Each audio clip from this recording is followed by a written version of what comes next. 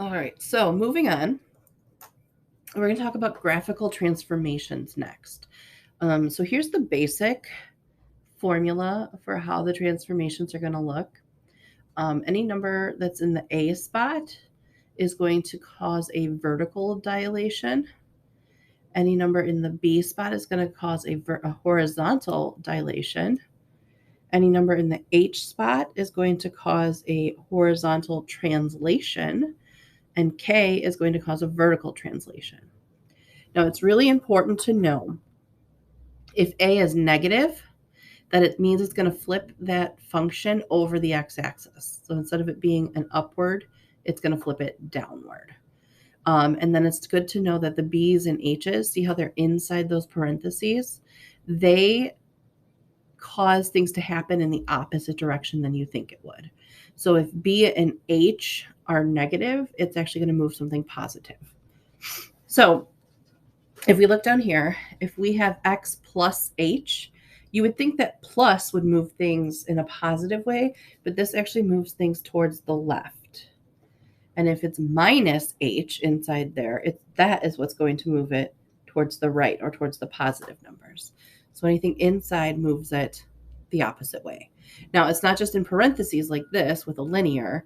It could be underneath the radical, inside parentheses of a quadratic, inside the absolute values. Any of these it could also look like. And if it's inside that piece of the function with the x, it's going to go the opposite direction. Now our k's, they're outside those parentheses or outside of those things, so they're going to go in the direction you think. So if it's plus k, it's going to move it up. And if it's minus k, it's going to move it down. Okay. Again, it could also look like this if it's outside the absolute value or outside the radical or out of the quadratic or cubic piece right here, then that is going to be a k. All right, so here we're given the parent function. So this line right here is the parent function. And we want to know what happened to the solid blue line to make it the dotted green line. So we're just going to kind of start by describing the transformation. So in this case, our vertex, which was at 0, 0, moved up how many units? Well, it shifted up 3 units.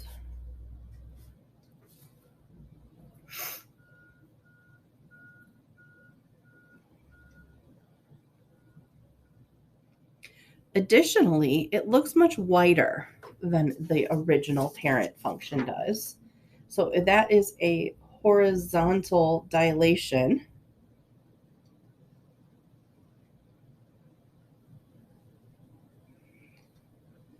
And again, because it's inside, or because it's making it wider, you actually are going to have it be the opposite because it's going to be inside. So this became wider, or a horizontal stretch.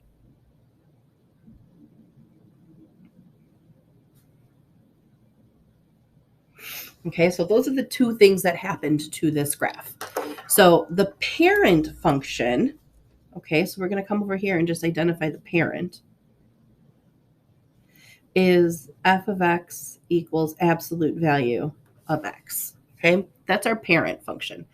So what we need to do now is decide what happened to this.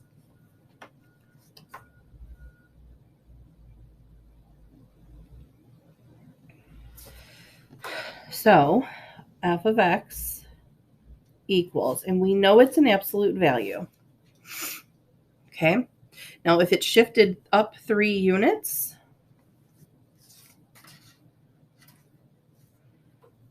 okay, up 3 units is going to be a plus 3 on the outside. But then this horizontal stretch is going to be on the inside. And this one does the opposite because it's inside, it does the opposite of what we think. So if it was stretched by a unit of 2, that's actually a 1/2. Okay, because it's inside, it kind of does the opposite piece. Okay, so here again, our parent function is f of x equals x squared, okay? This parabola shape is always an x squared. So let's go ahead and just describe what happened here. So this one, it flipped over the x-axis.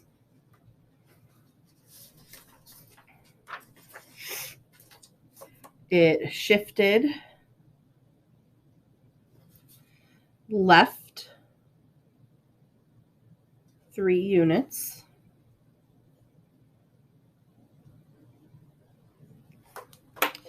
So we know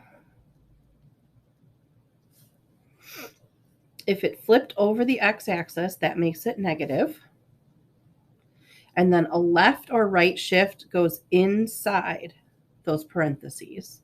So this would then be x plus 3, because remember, whatever's inside does the opposite of what you think it would. So if it went left, which you would think is negative, it's going to be positive. And then it was the squared parent function. So this is the equation for this dotted parabola here. So the parent function, what happened to it, and then how did it become here to this equation.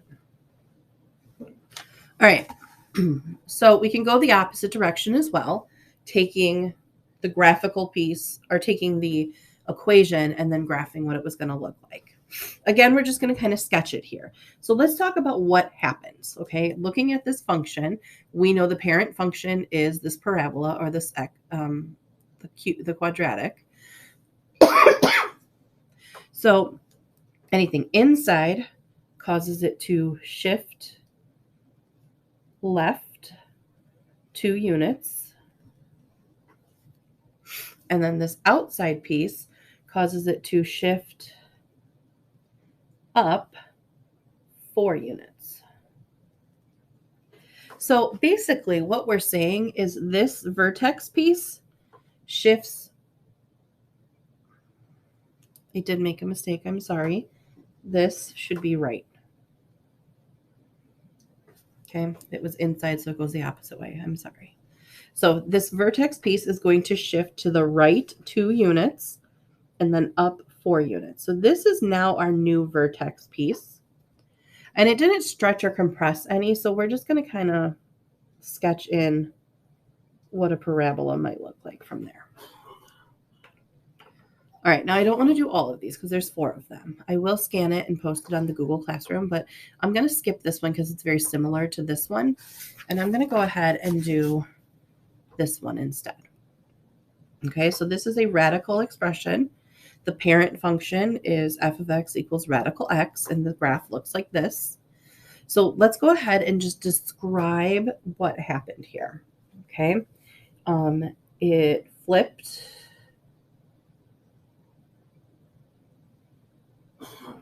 over the x because we see it's negative here. So because it's negative, it's going to flip over the x-axis. This 3 underneath tells us that it is going to shift 3 units. And remember, it goes the opposite. It's minus, so it's going to go to the right. And then the 6 on the outside tells us it's going to shift 6 units. And if it's outside, then it's down. So in other words, this vertex piece of 0, 0 is going to shift 3 units right and 6 units down. So 3 to the right, 6 down. It's right about here now. And then it flips over the x-axis, or really it means it flips the opposite direction. So this one is going to go kind of like that. Okay. And again, it's just a sketch based on the transformations we see up in here. And again, I'm not going to do this one. I will do it and then scan those in, but I don't want to take too much time doing both of these problems because they're very similar. All right. The next thing we're going to talk about is composition of functions, which basically means you're applying one function to the result of another, okay? So we're going to use f of x equals 4x plus 3 and g of x equals x minus 2, and we're going to solve these things here. So here, this is read as f of g of n, or f of g of n. Those are the same things, okay? So f of g of n, which basically means we're going to plug n into function g and then plug what we get from there into function f. Okay, so in function g, I'm going to replace the x with n. So g of n becomes n minus 2. And then I take that and I plug that into f of x. So f of g of n equals 4 times n minus 2 plus 3. So I've replaced the x with this piece here. And then we just have to simplify it down. So this would be 4n minus 8 plus 3, or we could say that f of g of n is 4n minus 5.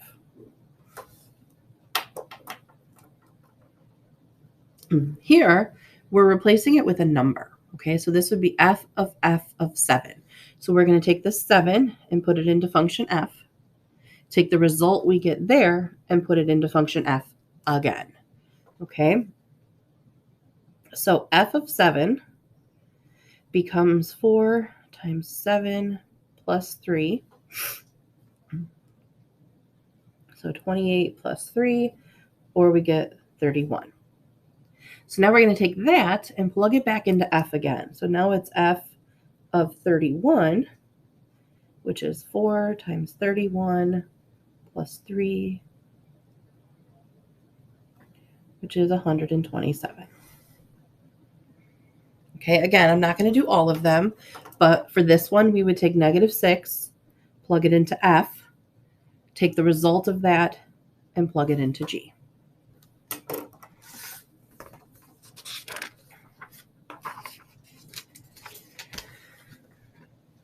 All right.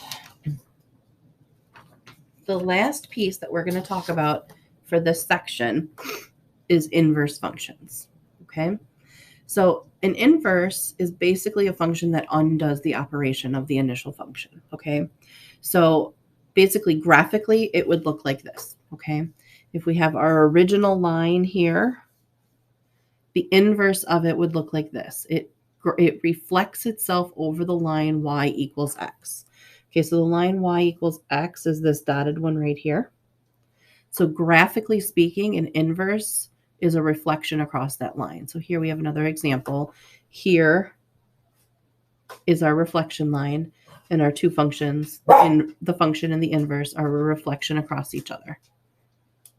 Algebraically speaking, to find the inverse, basically what you do is you switch x and y and then solve the new function for y. Okay, so g of x is basically y. So this is y equals negative 4x plus 1. So we're going to flip-flop our x and our y. So this is now x equals negative 4y plus 1. So now we're just going to take this and rearrange it and solve it for y. So we're going to subtract the 1. I get x minus 1 equals negative 4y. Now I divide by negative 4.